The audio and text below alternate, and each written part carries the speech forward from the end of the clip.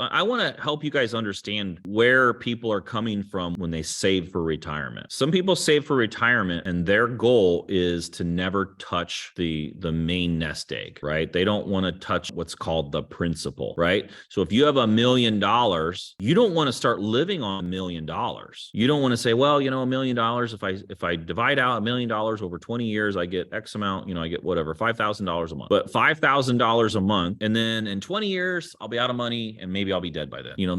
That's not how that works, right? What most people want to do is figure out how to not touch the million. Okay. So if they've got $1 million and I can get 10% interest on my $1 million, it's $100,000. I get $100,000 a year and I don't touch the principal. Those guys are going to eventually be you guys. You get enough time under your belt and enough deals. I can't count the number of conversations I have with people.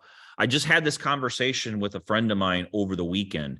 He's like, well, I own 57 houses. He's owned them for 12 years and he's never refinanced. He bought them on 20-year amortization. He's like, my 57 houses in 8 years. This guy's he's 39 years old. In 8 years, they're all free and clear. He's like, at that point, I'm out. I'm done. Because he's like, he lives super cheap, guys. This guy would pinch a penny in a second. And I'm not saying there's anything wrong with that. It's just not how I do things. I'm more of an abundance thinker versus, okay, let me hold on to every little penny. And he has 57 houses that are going to be free and clear in 8 years. Nobody wants to retire for 20 years and come back. So the goal is protect the principal, protect that nest egg, and live off the interest. So if you can get a 10%, can you get 10% interest on private money right now? Can you get 10% interest on private money? Heck yeah, you can. So if somebody's got $1 million in cash and they loan out the $1 million through 10 deals at $100,000 a piece, at the end of the year, they made $100,000 and they haven't touched the $1 million. Okay.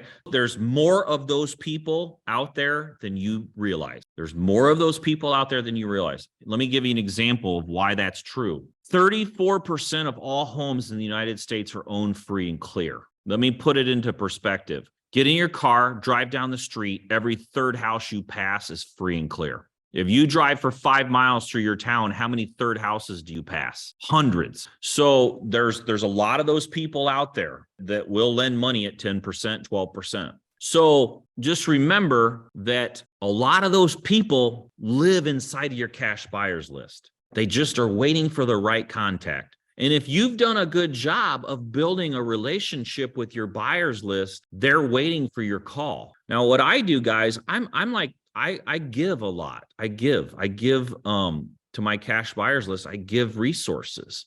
If I have a good, like one email we did last week was to a really good house cleaner. I had a tenant in one of my houses that was really dirty, and we needed a professional cleaner to come in and clean after they moved out so we get the next tenant ready. I hired this cleaning service. This guy used to work for me. He was an acquisitions guy, and he went out on his own and started a cleaning company, and he wholesales a little bit too. Anyway, he came in and crushed it, man. He did. I mean, the place looked like freaking brand new. So I'm like, dude, I'm going to send out your contact to everybody. So I did. I sent him a whole bunch of leads. Now that's helping two people. That's helping him, but it's also helping the cash buyers because maybe they're looking for a good cleaning resource. I send out cleaning resources. I send out banking resources. I send out private money resources.